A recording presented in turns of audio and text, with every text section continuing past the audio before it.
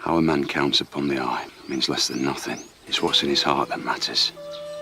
Okay, so according to Google Maps, I'm nearly at the place that comes up as Skinner's house. No idea if it's the right spot, but let's see. Skinner's house kaha hai? Skinner.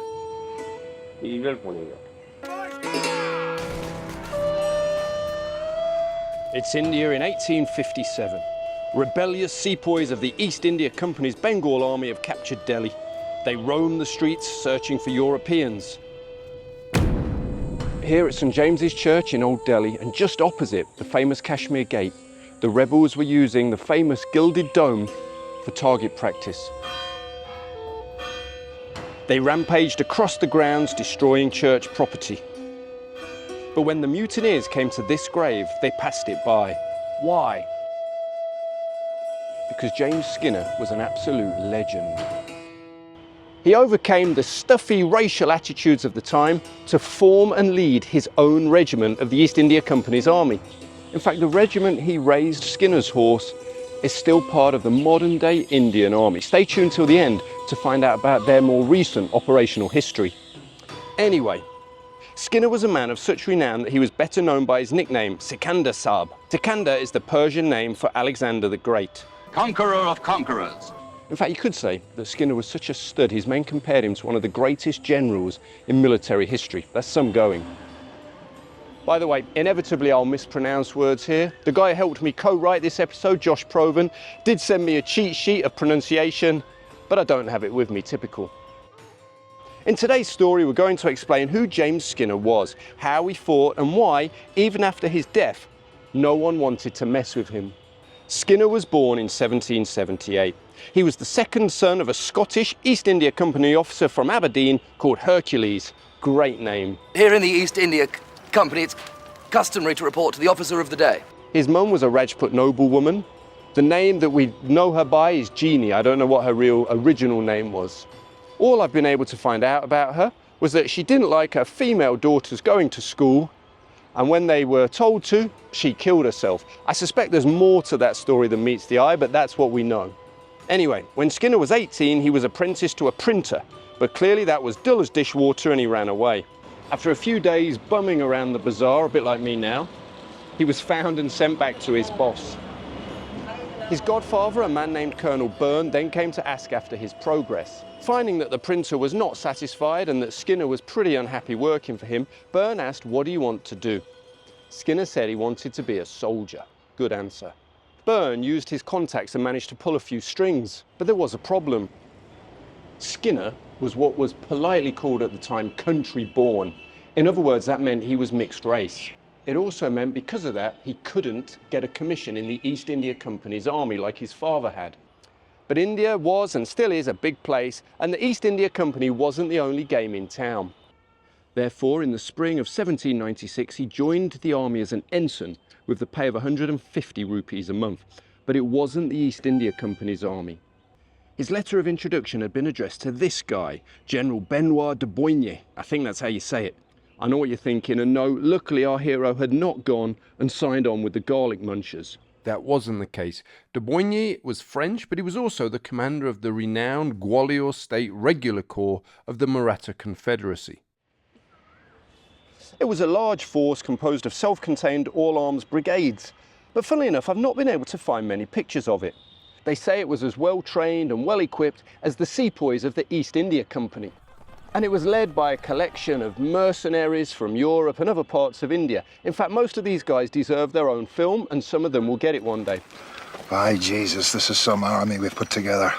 Not long after joining up, Skinner's brigade was sent to put down some rebellious Rajas. It was an exciting start for our young hero, who soon proved himself to be a good warrior and a great leader of men. The soldiers really began to look up to him, despite his young age. In the first few months alone, he saw action in a number of pitched battles and small sieges. He became a master with the sword and with the lance. Even archery and the Maratha spear were not beyond him. His bravery and skill at arms even made him a favourite with his boss from the family of Scindia, one of the Maratha leaders. They ruled the city of Gwalior,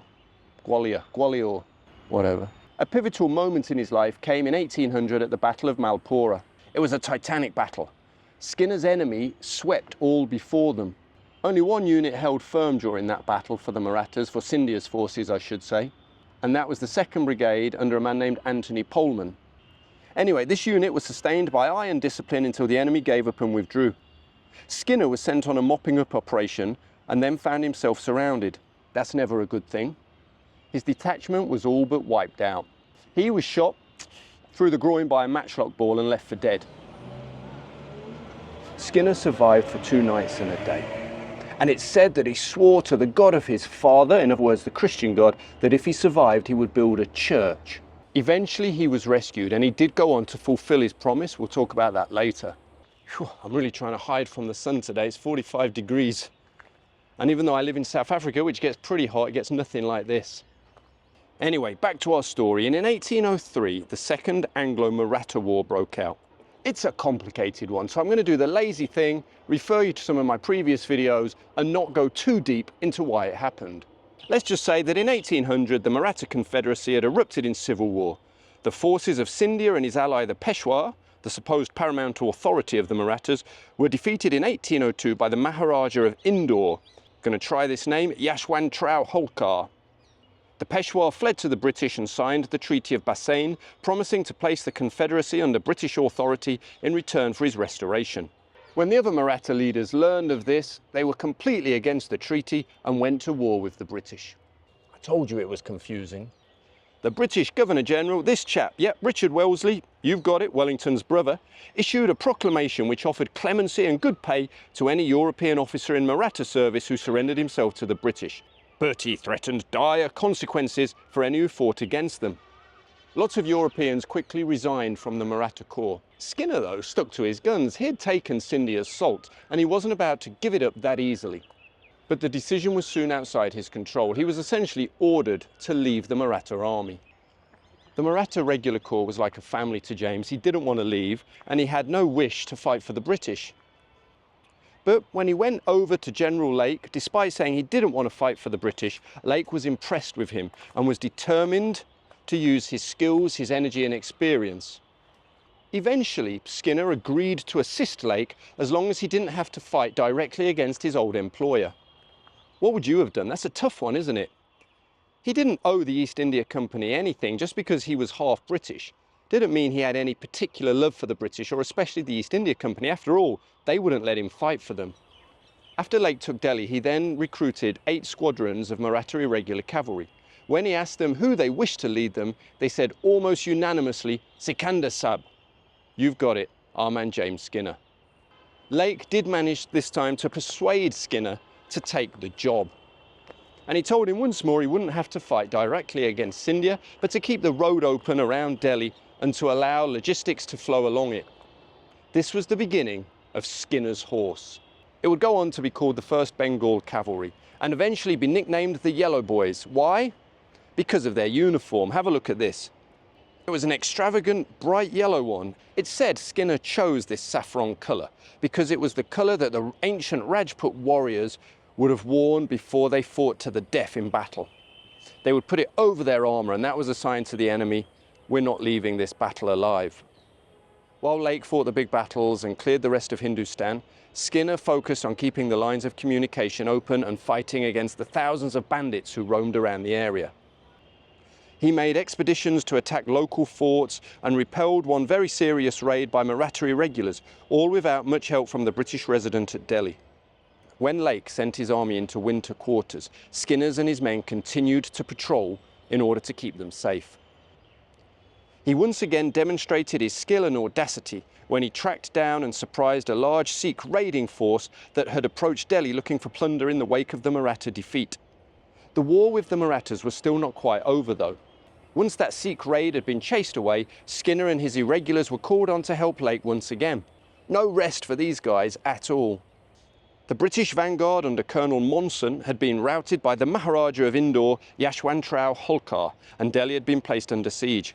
Things were looking a bit shaky. The campaign of 1804 to 1805 was an arduous one. Holkar was a tough warrior and an expert at mounted warfare. He was also a sworn enemy of Skinner's old master Scindia, whose army he had defeated in 1802. I told you this war was complicated. The good news for Skinner is now he felt no need to sit back. With Scindia out of the picture, he could focus on actually fighting Holkar. Reading the sources, you get the distinct impression that Skinner had some scores to settle. Skinner found himself at the forefront of the operation to relieve Delhi and keep the army's supply train protected. But Holkar was a worthy opponent, adept at both irregular warfare and psychological warfare. As Skinner remembered, day and night was the camp surrounded by Holkar's horse, which were no sooner attacked than they dispersed.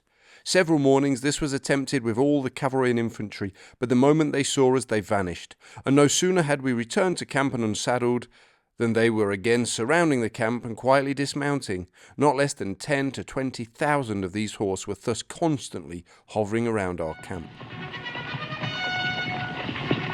During the campaign to chase down Holkar, a bullock convoy was detained by another man, a local ruler called Raja Daryam Singh. Lake called on Skinner to find the convoy and bring it into camp before Holkar himself captured it. Skinner vowed to rescue the convoy or die in the attempt. He sent out spies who kept him well informed and then followed the convoy with his entire force of 1,200 cavalry. He divided his troops and raced ahead of the convoy. Here's what he had to say about that. I halted to show front to the Raja, and I formed my party into two wings and made them a speech telling them that I had promised Lord Lake either to bring in the Binjaris, which is a travelling dealer in grain or salt in India, or to die trying. They were all staunch and declared in reply that they were ready to die with me. There was a standoff on the road. Skinner informed the Raja's emissaries that he had Lord Lake's authority to take it all back.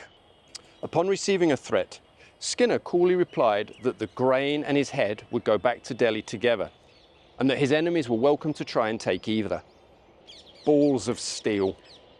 Anyway, the Raja made a half-hearted attempt to attack, and Skinner's men wiped them out. Eventually, Holkar was tracked down and defeated at the Battle of Fatehgarh or Farrukhabad. Of course, after the battle, though, it was Skinner who was sent to track down the wily Maratha leader. Before that could happen, however, Holkar's trusted ally, the redoubtable Pathan freebooter Amir Khan, no, not that one, began to bring his army of marauders to harass the British. Skinner and the rest of his men were to spend the next few months, a weary series of months, clashing and pursuing and fighting with Amir Khan and his band of freebooters. Skinner once more demonstrated his talent at cavalry warfare. He also displayed incredible cunning using spies, disguises, false operations to gain the upper hand. Eventually, after the disastrous siege of Bharatpur, Lake was able to withdraw his army. Holkar did rally again and made a desperate run northwest of the Punjab, but Skinner pursued them all the way to the Sutlej River, and the great Sikh king Maharaja Ranjit Singh did not want to raise a sword against the British. Holkar was now trapped. And with the end of that war, it seemed like Skinner's career was also now over. Most of his troopers were paid off and dismissed. But Lake didn't want to lose one of his favourite officers. This was a lad who clearly knew his stuff and was willing to get after it. Therefore, he pulled a lot of strings to get Skinner an exception to be allowed to be commissioned as a lieutenant colonel in the East India Company's service. That's a hell of a big ask. Continuing tensions on the frontier and a few lucky breaks meant that Skinner's career could keep going longer. The Nepalese War kicked off in 1815 and Skinner was ordered to bring his irregular force back to 1,200 men. But there was little for a cavalryman of Skinner's stamp to do in Nepal. But during the Third Maratha War, 1817 to 1819, he effectively commanded the entire irregular cavalry force of the reserve. In the last campaign of the war, Skinner was on hand to witness the surrender of his old rival, the feared Amir Khan. Skinner won praise once again for his handling of 2 regiments of irregular cavalry. I know I keep saying it, but this guy was such a stud. He wasn't given any major awards for his part in the war, but he was given I think it's called a Jagir or land grant for his hard work. Now, according to the sources and the maps, Skinner did have a house somewhere around here, just inside the Kashmir Gate. Okay, so according to Google Maps, I'm nearly at the place that comes up as Skinner's house. No idea if it's the right spot, but let's see. Bhai sahab, ye Skinner's house hai? Skinner? Nahi? Skinner's house kaha hai? Skinner? इधर पड़ेगा जी इधर होगा कौन सा Kashmiri gate में ये वाला बहुत पुराना है 1940 जी ओके का है Okay, it says 1941, so it's not too old. Sadly, despite my horrific attempts at Hindi and the help of this lovely old uncle, I was still unable to find Skinner's house. Nothing on this street looked old enough. Perhaps there was something at the back by the river. Oh, sorry lads, it's so hot. I'm having to stand right in the shade now. Think I'd know better, wouldn't you? You think I'd have a bag of snacks and drinks on hand? Well, I don't, because I'm an idiot. But in 1825, he got another chance to prove himself. Oh, it was war after war in those days. He was called on to bring his regiments back up to field strength to cover the second siege of Baratpur. After another solid performance, he was granted a Companion of the Order of Bath and an official King's Commission. Not bad going, that. He took comfort through the 1820s in his estate at a place called Hansi, where he held lavish regimental debars and relaxed with his many friends and numerous wives. Yep, you heard that right, numerous wives. It said he may have had as many as 14. I don't know how guys like that do it. I can barely manage with one. Anyway, despite his flexible views on Christianity, he did fulfill his promise and managed to build this church. And he built this church using his own money. It's here in Delhi. It was the first in Delhi. It cost 95,000 rupees, which at the time was a fortune, and it took 10 years to build. So I was really disappointed last time I came here because this place, St. James's Church in Old Delhi, was being renovated. But now it's open again and they're just about to start their Sunday service, so it's great to see it back and operational. It was consecrated in 1836. Skinner died in 1841, but his achievements had been exceptional.